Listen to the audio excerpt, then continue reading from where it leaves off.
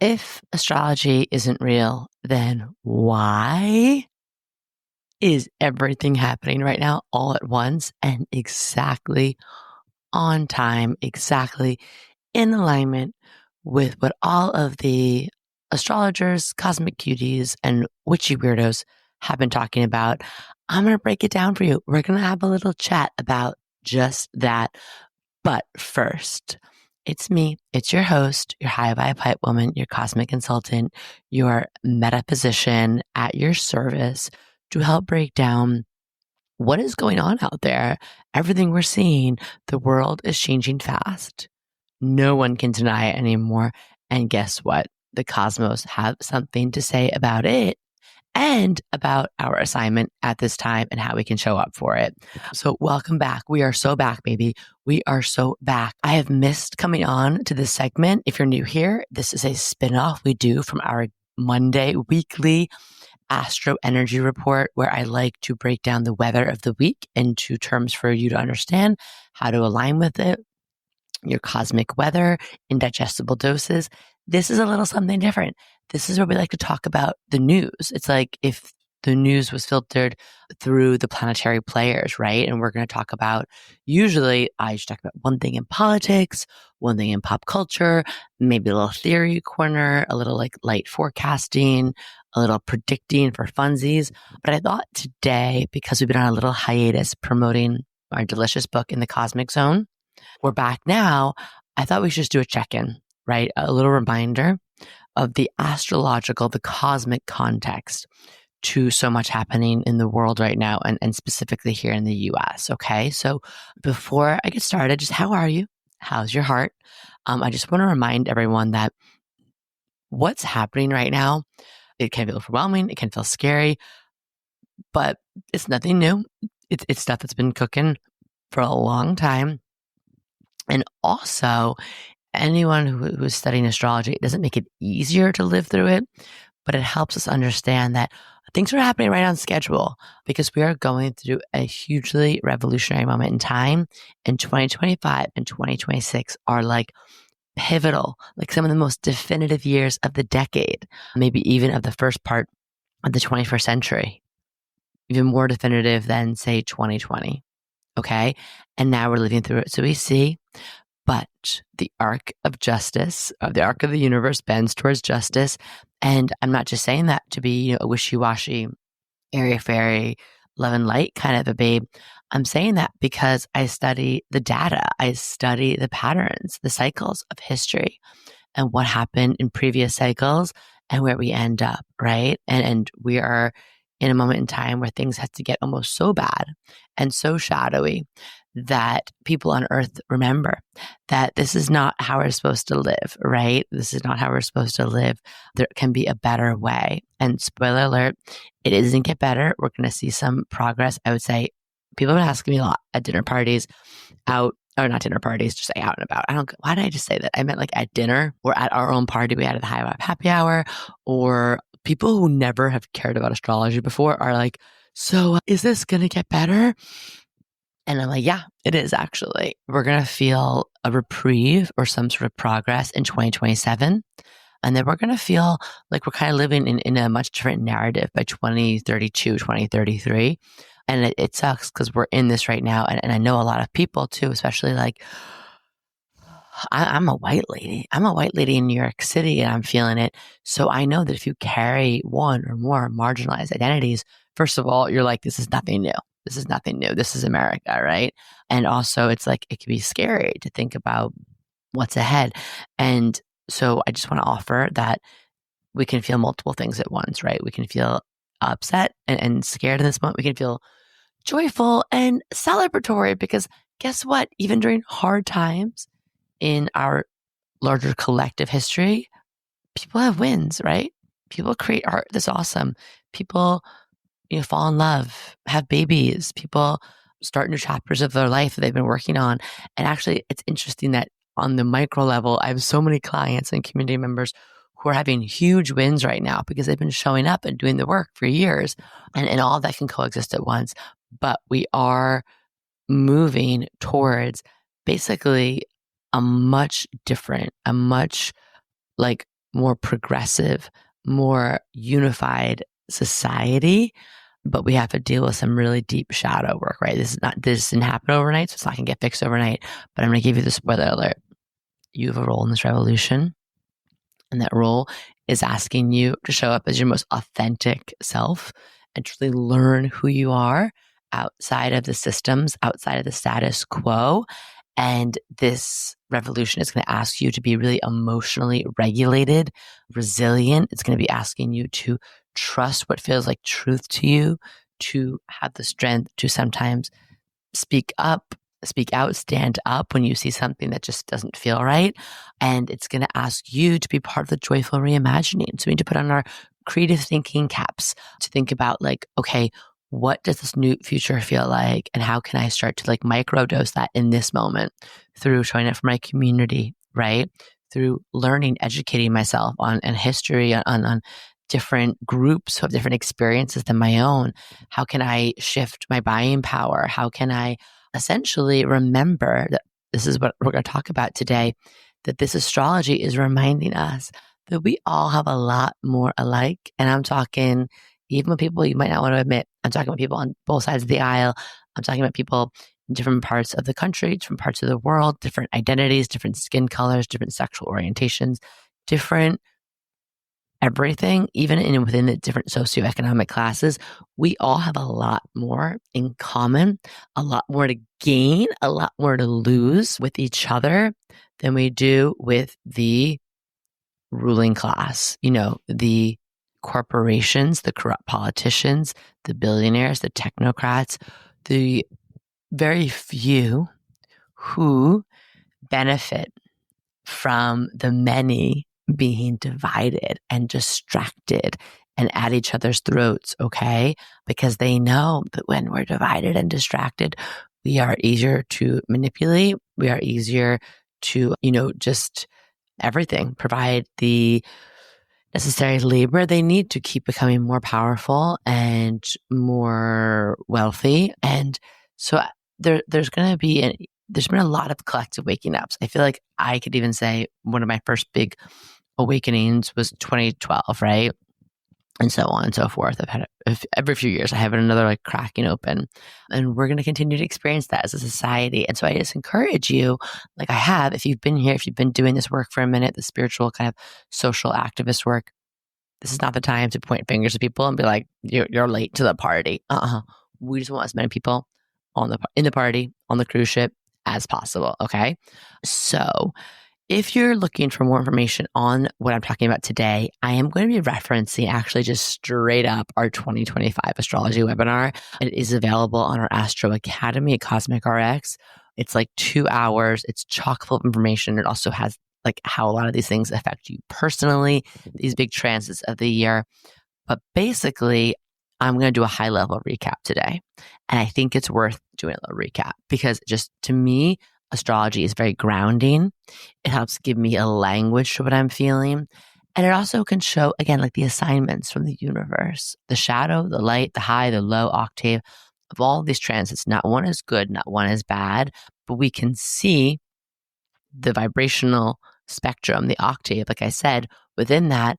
And then it's up to us to actively choose to align our mind, our bodies, our hearts, our souls, our nervous systems, our actions, hopefully with the higher vibration. So again, as a reminder, like I said, this year, 2025 is pivotal. So is next year. Now, 2025, I want you to think about it like it kicked off something. It kicked off a lot of energy. 2026 is going to be more of that, like a cementing of it. A lot of these planets that we're talking about shifted signs. I'm going to get into that this year. They're going to retrograde back and forth. And then next year, they will be there to stay for the foreseeable future. Some of these planets, 10, 12, 20 years. And it's really going to define this chapter of our history and the cohort that we are a part of. And guess what, babe? Whether you like it or not, you chose to incarnate right now.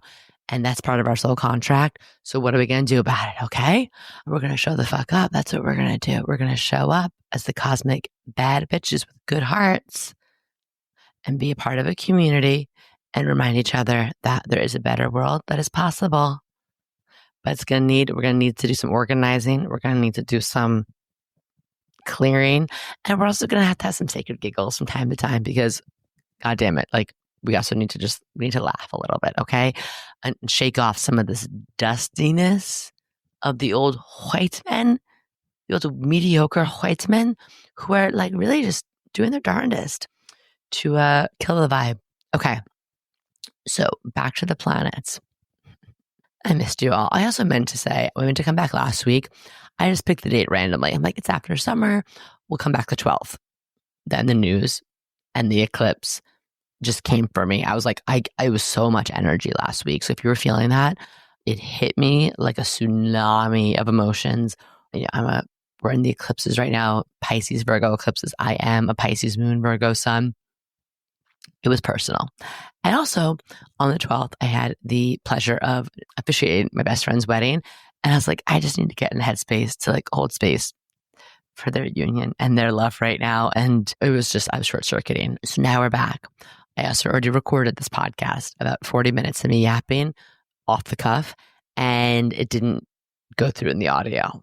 So I really hope this one works. And so that's all my preamble for saying I'm just going in, no notes. Okay. I mean, yes, I have notes, but no script, no like formal strategy to this. It's everything I've been thinking about for a while, but especially eclipse season kicked up the themes for the year. And if you're out there taking your astro field notes, for anyone interested, that's what eclipses do. If you have themes of the year, if you have karma being laid down, if you have, big change that's coming, eclipses act as these cosmic activators, and they speed up the storylines and they speed up karma, and they show you, almost sometimes giving you like whiplash of where the new direction we're headed in is. So the fact that, this is eclipse season, we're in the heart of it, right? September 7th to the 21st. We saw, the big headline, the assassination of conservative influencer activist Charlie Kirk, and the immediate like powder keg in our society around that. And of course, we also saw eclipses come for world leaders. So we saw everything, from in Brazil to Nepal to crazy protests in Paris. Like, the people are like, enough is enough, right? Whether it's not wanting to be complicit in genocide, whether it is freedom being taken away, whether it is oppression of people not being able to afford to live while they're still working their asses off. People are like, this is not it, not feeling it. And the eclipses brought so much of that to the surface, right? And this year, 2025, why it's so intense feeling, just again, for my astro nerds who are taking notes and following at home in terms of like wanting to interpret things for themselves. We know the inner planets rule our daily lives, our day-to-day selves, right? That's the sun, the moon, well, those are luminaries, but the Mercury, the Mars, the Venus, right? Like, these are us.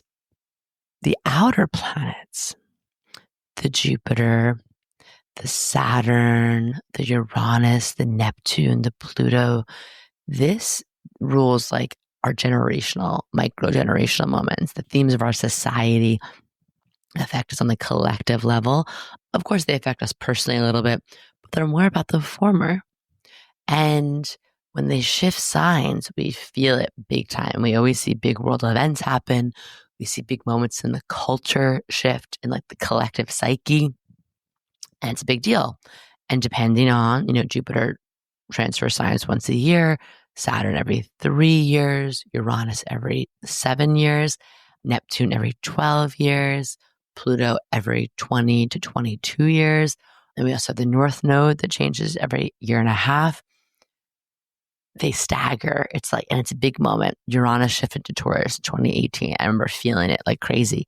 Neptune shifted into Pisces in 2012, which is actually part of that first moment that we talk about with like the end of the world, the Mayan calendar. When we move into Neptune and Pisces, we entered a whole new part of our civilization and our journey. In 2025, every single one of these outer planets change signs. babe, no one on earth living at this time has experienced that. I actually couldn't even find a time that happened in like modern astrological history, like since people have been keeping modern astrological records. If anyone has different information, drop it, especially on YouTube in the comments, come slide in my DMs. But I went to many of my astrological elders. I listened to different seminars and podcasts, and I was like, I don't know if this has ever happened before. And that is why this feels so crazy, because it is. It's potent. But again, your soul dropped here.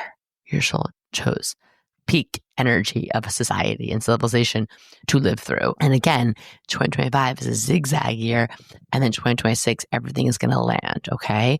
So a lot of what we're seeing comes back down to a few main themes, a few main kind of like thesis statements or assignments, like I was talking about. And the first big one, that's the big daddy of it all, is Pluto is in Aquarius. Pluto is Lord of the underworld. Pluto rules the shadow. Pluto rules power. Pluto like reveals, brings things up. Like we've been shoving things in the garbage disposal of society. Pluto's like all that stuff you never thought you were going to look at or talk about.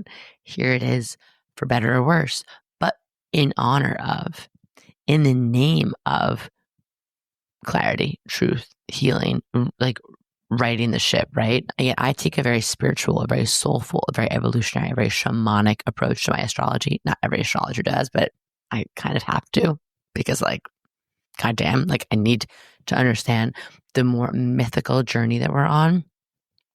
So there's Pluto and Aquarius, and Pluto and Aquarius, I have notes here from my webinar, but we talked about like, everything that we're experiencing. Pluto started to enter Aquarius 2023, went back and forth, landed in 2024. And it was literally like right after the election, November 19th, it landed for real. Okay. So this is our first like full year of experiencing Pluto and Aquarius. And I literally wrote things on these slides, like exposing the shadow side of big tech and AI. Again, these actual slides I wrote in 2023 because I was doing the 2024 webinar and the same information. I wrote exposing of plutocrat technocrats, scandals and secrets emerging around technology, data mining, surveillance, changing and collapse of social media as we know it. AI will continue to terrify and amaze. Increased need to remember our humanness, rising communal alternative living, non-hierarchical leadership, more humanitarian social structures, developments in green and renewable energy. I'll hope for that. I'm like, yes, that'd be great. But, ethics and legislation around protecting online users, especially children.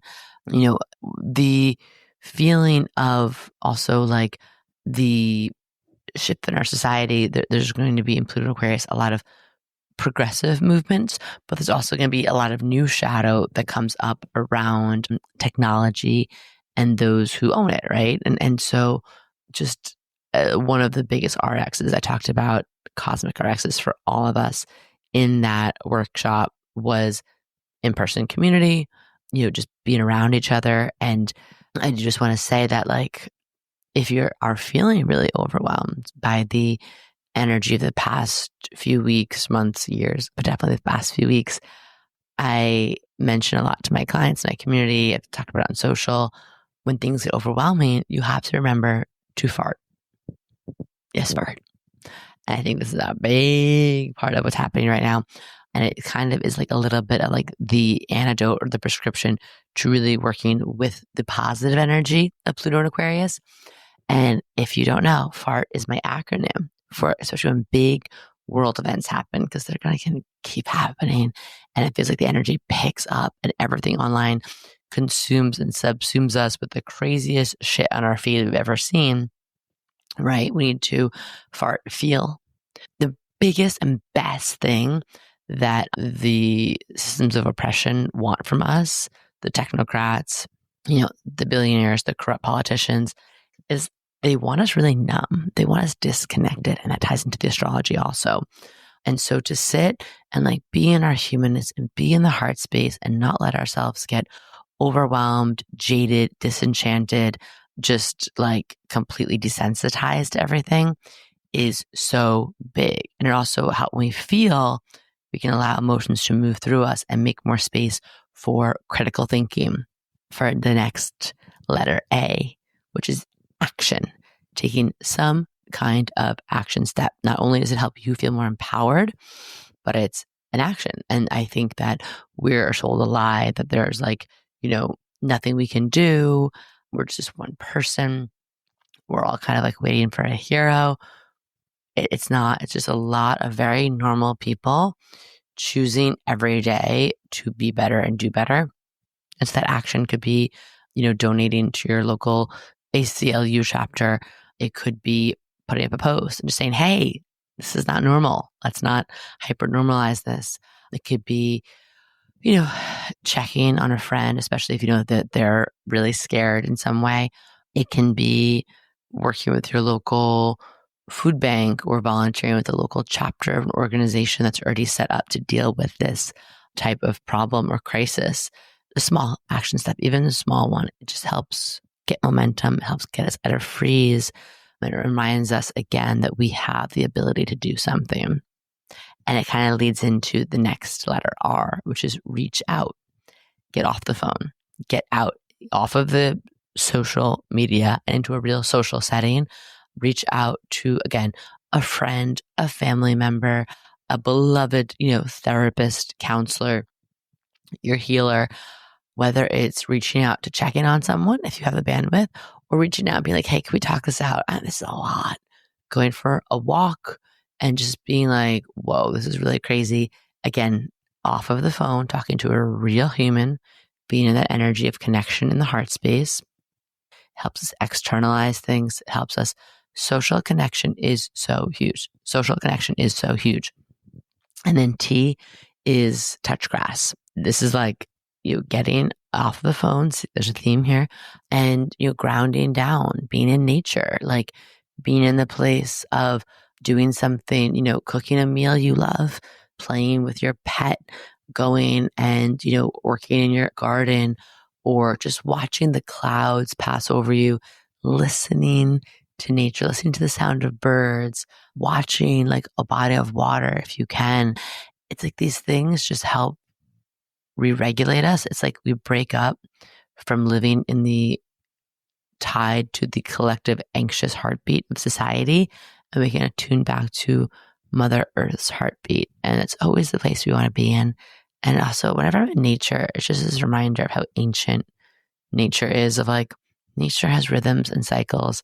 And when I tune to them, and I also get my thinking straight, I get back into, again, the heart space. I can get back into a place of feeling regulated, grounded, and we just make better decisions and take better action from there. So remember to fart. Okay.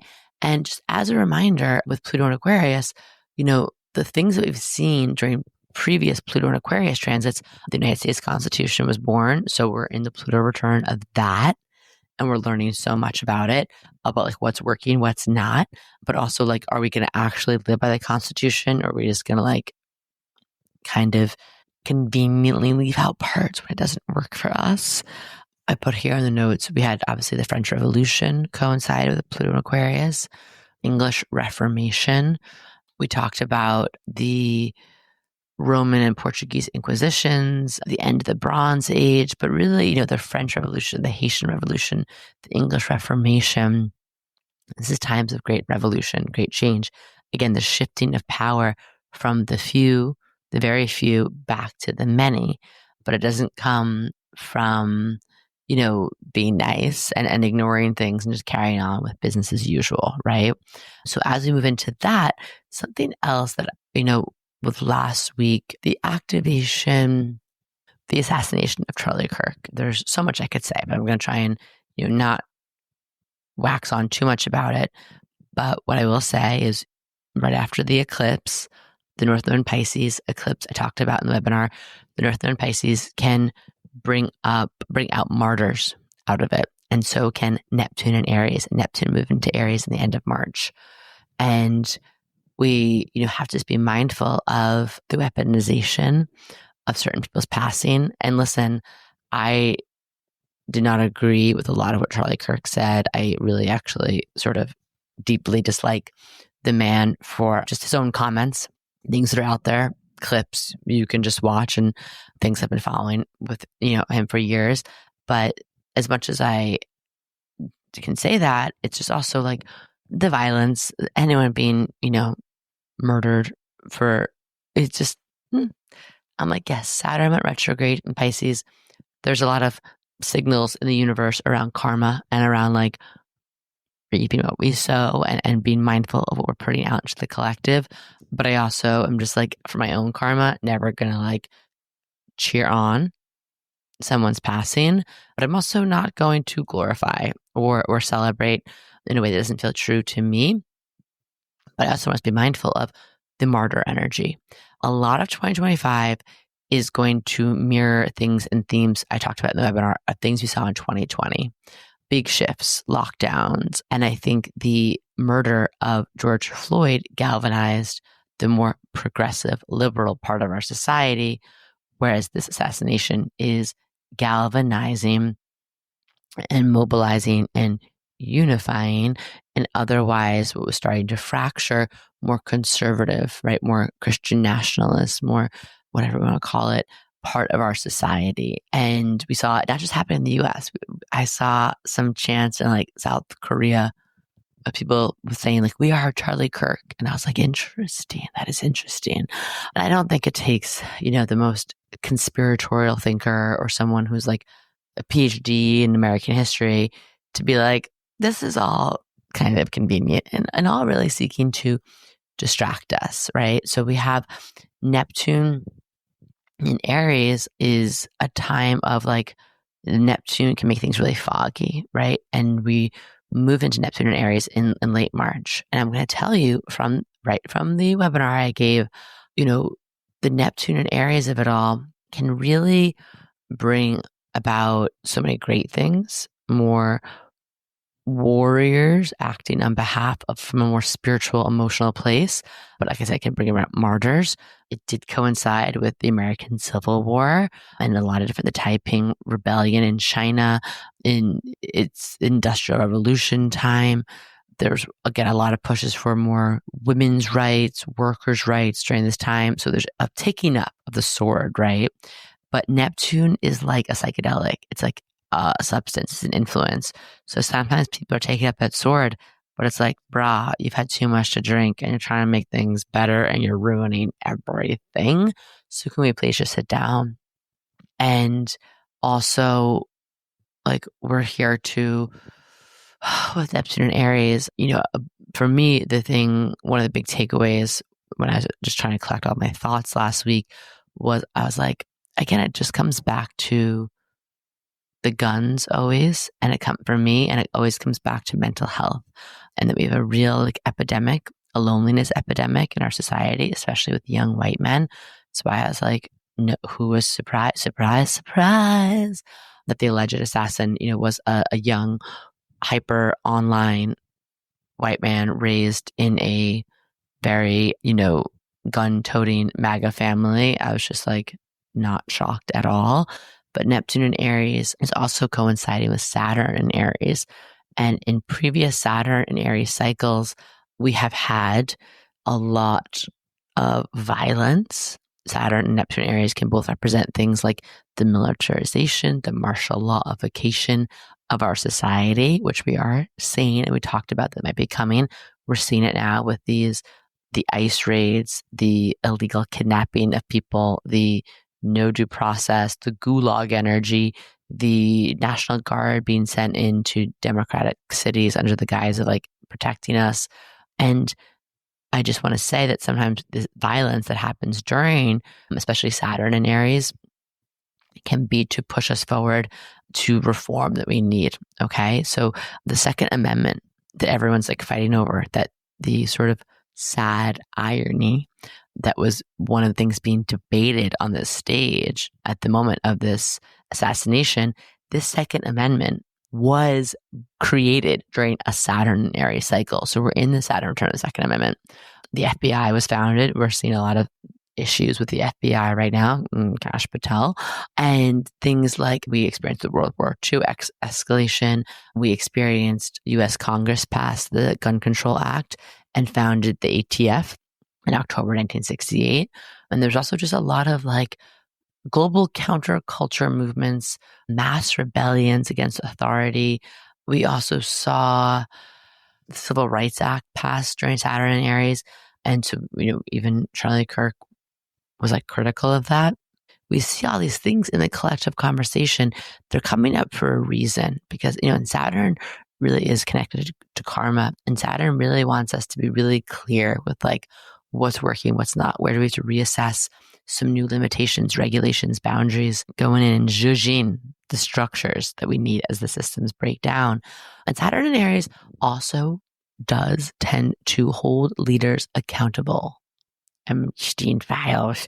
Who said that? So Saturn Aries does have some really, in my mind, positive, progressive things attached to it, right? But this coming together with Neptune, Saturn and Neptune, it's just a very, Adam Ellenboss of Nightlight Astrology did a great series on Saturn and Neptune Aries. Go check that out on YouTube. And he talked about, like martial law. He talked about everything that is happening right now, but like months ago. And he does a really good job of breaking it down.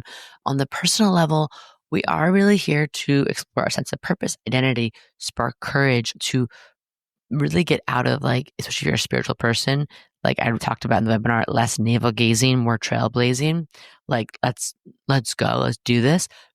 But it also can bring a rise in religious zealots, martyrs, cult-like leaders, people who are here to be like self-proclaimed heroes. And we saw that even when Neptune Aries kicked off, we had Musky Boy with Doge and his chainsaw acting like he was going to fix the government. And again, back to the drunk man analogy, we're all like, can you sit down? Because you just ruined all these social support systems and basically just like really fucked up so much in our government. And like, can you just stop? And then in just like Neptunian fashion, he was gone as quick as he came in. Like a really bad fever dream. And, people in times like this look for strong leadership. They look for someone to fix everything. They also look for groups to blame, but not the real groups, because the real groups of the people, like I said, the billionaires, the corporations, the corrupt politicians, that we can feel kind of powerless against. So a lot we see with this like cult, and I'm going to call MAGA a cult, they want to feel like they have someone to blame, that they are the hero of the story. And if it wasn't for them, the other people, they who are usually people who are extremely oppressed by the system and just trying to live their lives, whether those are immigrants, whether those are trans people, whether those are just women, by pointing at them, they can say they're the villain, right? They're the reason why I don't love my life, why I work so hard and I'm broke, why I'm indebted by healthcare, medical bills, why I don't feel good, why I don't like my job, why I'm depressed, why I feel disconnected, right? Like instead of looking at larger systemic issues, because those things take a lot of time, a lot of commitment to, and also a lot of understanding of how civics work, it's just easier to point to someone, right? And that's part of what I think is, again, another tool of keeping us divided and distracted, knowing how much that human nature, especially a certain type of human nature, it's already looking for an excuse to feel that way, can be manipulated. So again, I just encourage you, I'm guessing if you're here, that is not you. If it is, let's talk.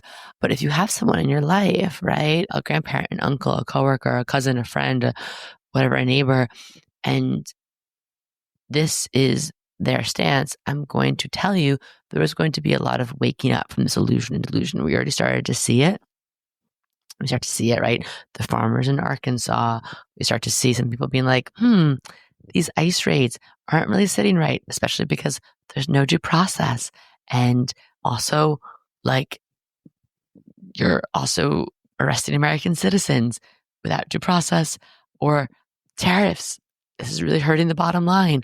Or I thought we were running on freedom of speech as a party, right? Epstein files. And so I encourage you, as the Neptune dissolves and wears off, to just be there, right? With understanding, with open arms. I know it's my human nature to be like, well, you guys at this in place, but that's not really helpful. So, just that's part of this shift right now. And, again, with the North Node in Pisces, these eclipse, Pisces makes everything confusing.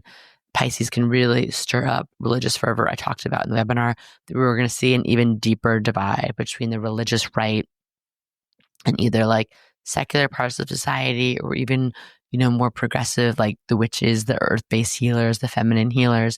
And so we saw last week, we saw everything with like the Etsy witches. That's like another whole story. But there's so much like kicking up of that, right? And what again, the North Node in Pisces does do though, is Pisces is unity. Pisces is dissolving the boundaries. And people are going to realize, again, we have more alike than we don't. And that if we don't speak up and say something, when we see what has been happening in Gaza indiscriminately for months and months and years, being live streamed on our phone, if we don't speak up, when we see people being put into windowless vans with no due process, and again, people who say they're criminals, they're not. And even if they were, everyone has the right to due process. Being in this country without papers is a civic offense, and there is a system you go through in the courts. And again, this has happened to people who are in the process of getting the papers. This has happened to American citizens. And what the North Node in Pisces of it all reminds us, that if this can happen to one of us, it can happen to all of us. It's right. It is the quote, like, first they came for the trans youth.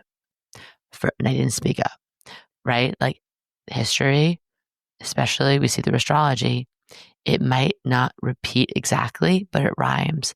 History happens in circles, in spirals, and we're in that moment right now, okay? And that's why I love, like, when I put this stuff together for my webinar, I love doing the research of what was happening in these past cycles, because it's like clockwork. It is like cosmic clockwork.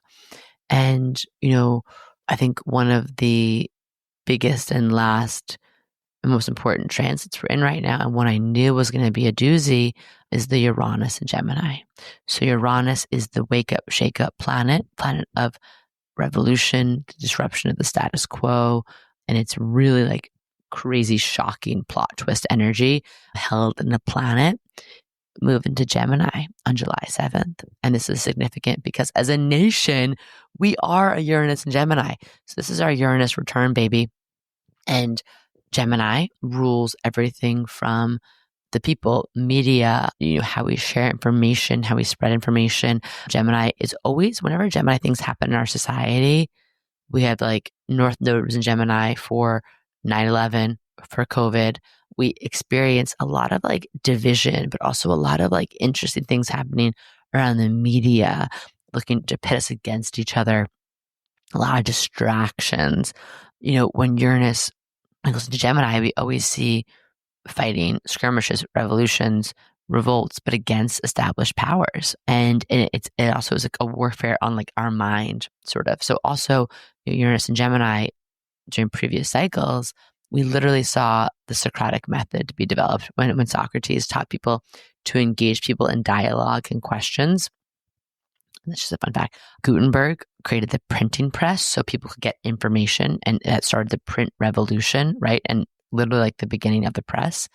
We had the scientific revolution, but the big ones that stand out to me is we had the American Revolution, the American Civil War, and the US entered World War II during Uranus and Gemini. So we're always in a place of war of some sort during Uranus and Gemini as a country. And we see a lot of division. And so going into this year, I was like, yeah, I think there's going to be division within political parties. We're going to see division, and we're going to see a fracturing off even within, in like micro factions, if you will. And we're also going to see Uranus and Gemini, a lot of distractions, a lot of shocks, a lot of disruptions. And I think that was one of the biggest things that I was feeling last week, was just the extreme, like, you can't keep up with this news cycle, and that's by design, right? I don't know if it was Stephen Miller or that trolley man, Steve Bannon. It's like they talked about with Trump's first presidency, like, flooding the zone, flooding our nervous systems, flooding the media cycle. So we become numb, desensitized, and they can just slip things through, right? Because the day after Charlie Kirk's assassination, they voted to not release the Epstein files. A whole slew of things is happening all at once. And, and I'm guilty of it too. It's hard to even know what to focus on in a moment to talk about. Right. And the Uranus and Gemini, I just want to remind us though, is showing like when it came to be in July, it was right when we saw everything happen with the, Elon bringing the Epstein files back into the conversation. We saw the factions, the division that happened within the Conservative Party, things that had been festering, seeds that were there, that were planted. But people being like, especially on that side of the party, like, hey, there has, you ran on wanting to drain the swamp and expose this, and the math isn't mathing here. And, and people were starting to get agitated, and people were starting to, have unrest, and they were starting to have within the party, right, criticism of that. And then, so, lo and behold, it's like distraction. And then, of course, this past week, distraction was the ultimate. And it did, in some ways, do, I think, what it, I don't want to say by design because it's all alleged, but it, Charlie Kirk's assassination did in some ways strengthen and reunite people on the right. But there are certain people who have been like, we're not going to actually fall for the distraction. And here's the interesting thing. The Uranus and Gemini wants to divide us more and more and more. But again, Uranus and Gemini can be an awakening of the mind, of critical thinking too, because I think right after the news came out, right after people were seeing, against their own will, like live footage of what happened, instead of taking a moment to pause and having the leaders, especially in power right now, especially Trump, call for unity, which is what leaders are supposed to do in times of national crisis, they used it to foment more political violence, more division, right? And it was very alarming. And I kept thinking of that guy, what was his name? He spoke at a conservative rally, Kevin Roberts, who spoke last year and said there's going to be a new American revolution, right? He's one of the leaders and writers behind Project 2025. And he said that revolution is going to be bloodless if the left allows it to be. And then meanwhile, people are coming on and saying that the left is the party of violence, the terrorists. And even as of this recording, Trump just labeled Antifa as a terrorist organization. Antifa is not an organization. It's literally anti-fascist. It's a way of thought. It's an ideology. And the Uranus and Gemini of it all, it's like the right cannot get the party line correct, right? Like, are liberal people snowflakes who are like impotent, feckless beings who are crying over everything and too empathetic?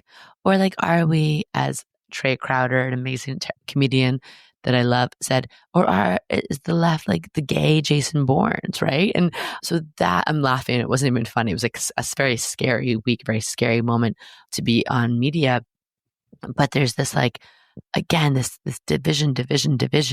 And these politicians, they know what they're doing, right? They know that this division is one of their best tools, their best assets. And then even like, everyone on both sides, I think was like, I hope it's not ours.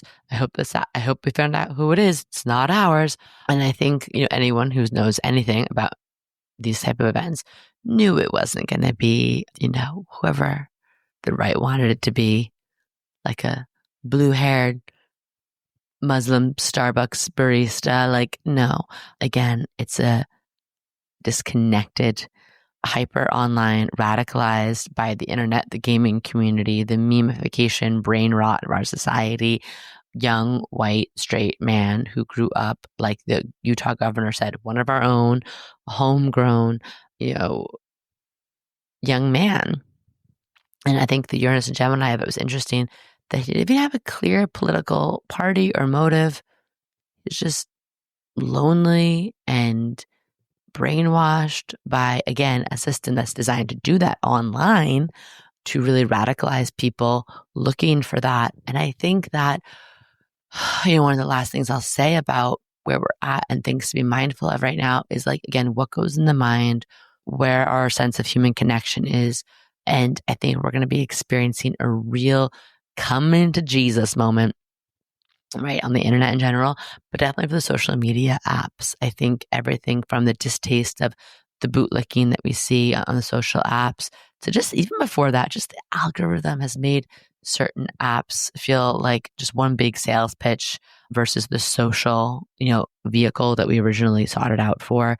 But we're also seeing like, knee bending and bootlicking alongside of like, I don't know if it's normal for us to be on our phones and looking at pictures of babies being starved and killed in a genocide alongside trips from someone's vacation, alongside Amazon finds for your home, alongside, testimony from sexual assault allegations from children, from, the survivors of Epstein and his cronies. It's like, it's too much. And again, very interesting. I did see some things come out that the social media platforms could have slowed down the live footage. I log on my phone. I did not know what I was. I thought I was just watching a rally, a talk, a debate, and I saw the video of Charlie Kirk. And listen, the videos that have been coming out of Gaza, out of some of the videos I saw from the Sudan, it's all horrifying. But there was something about just seeing that and not knowing what I was looking at. There was no trigger warning. I thought it was just like one of those little clips, right? And I was like, ooh, I just saw the life leave someone's body in like slow-mo in real time. And again, I was just picking up my phone to like, put up an Instagram story. And I was like, this is not normal. And that video spread, and there are laws put in place, and they were put in place after 2019. After I think it was the Christchurch shooting that, that was live streamed, parts of that on Facebook. And there was laws and there were systems put into place so that these social media platforms could identify that kind of content and shut it down immediately.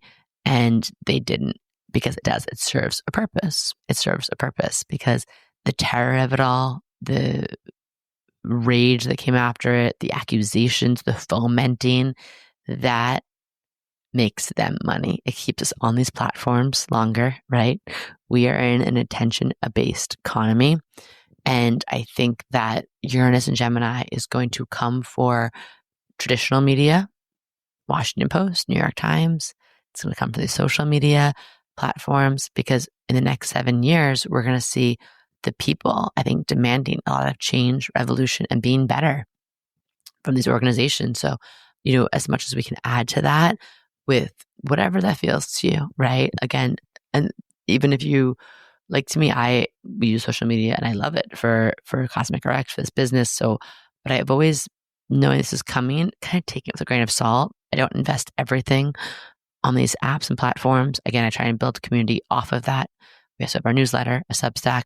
And also just knowing that like there may be a point where we all, have to actively protest it or boycott it, or at least just someone create a better alternative. So just a lot of things. And of course, like Pluto in Aquarius is on the Aquarius moon of the US's birth chart. And the Aquarius moon in the US's birth chart is in the 3rd house, which is all about speech and media, and Aquarius rules freedom.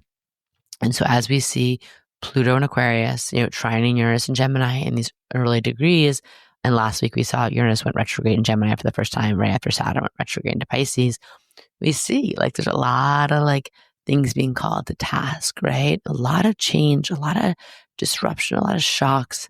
But I do have to say, like, I can't guarantee a lot in life, but I do know from just looking at these cycles in history, we are leaning towards more unity, more healing. And I love, to end on just the Jupiter and Cancer of it all. The Jupiter and Cancer of it all, we're in this through next June. There is a rising of nurturing, nourishing, maternal, even like feminine energy that we're being asked to tap into. Nothing to do with gender, but more to do with like a matriarchal feeling of like, what if we decided that everyone's children were our children? What if we decided there is enough to go around? There's a seat at the table for everyone. What if we decided to listen to fucking women, right? And I know you know this, that's why you're here. But again, knowing that this is your time, this is a time for empathetic, heart-centered leaders, creatives, artists, teachers to understand that the old system wasn't built for you, and you might have felt like you weren't aligned with the leadership of that old way. But this new way is meant for you. You were born in these times for a reason, on purpose, with purpose, right? And there is a feeling of needing more of the sensitive people, right? Who feel almost too sensitive for this to actually step forward and pick up that sword I was talking about, take it away from that drunk guy at the party. And that's why we're here. That's why Cosmic RX is here, is to empower you, through the podcast, through our newsletter, through our community. And we have our own digital online community, separate of social media, but even through social media, through our in-person events, through this book I just wrote, to remind you of who the F you are, that you were born for these times, and that there is information, I believe, coming from our higher selves, from our ancestors, from our future selves, from the universe, from Mama Earth, from the cosmos, every day, that is guiding us to living in more alignment with a more unified, peaceful, beautiful, equitable world. But we have to be part of the joyful reimagining, right? No one is coming to fix it all for us.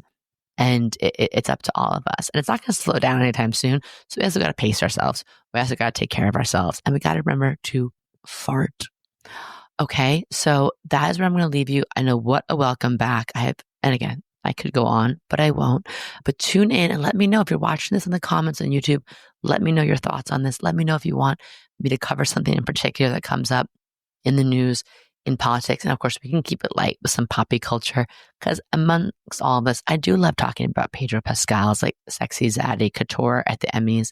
And I do love talking about the Travis and Taylor of it all and their engagement, or Sabrina Carpenter's new album, or blah, blah, blah. And it's all part of us. It's all part of this moment we're living in. Okay. And just a reminder again that this astrology is such a good blueprint, such a good anchor for us. It's not defining us. It's not telling us exactly how it's going to play out, but it is helping to align us, I believe. So until next time, I'm sending each and every one of you love. I'm sending you a pat on the booty to get out there and be that cosmic bad bitch with a good heart, revolutionary that we need in your corner of the world. And just closing out with saying, if astrology isn't real, then why is all of this playing out exactly in alignment with the planets? All right, until next week, so much love. Bye-bye.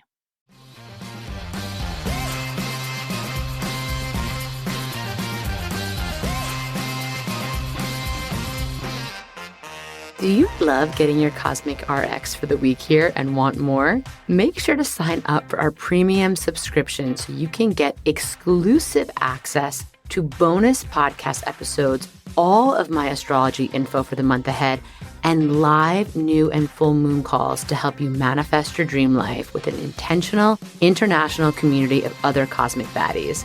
Sign up through our link in show notes. Thank you so much for listening to this episode. If you want to know more about Cosmic RX, head on over to thecosmicrx.com. And if you really love this show, I'd love it if you left a rating and review on Apple Podcasts or wherever you listen to podcasts. I super love hearing from you and reading your reviews.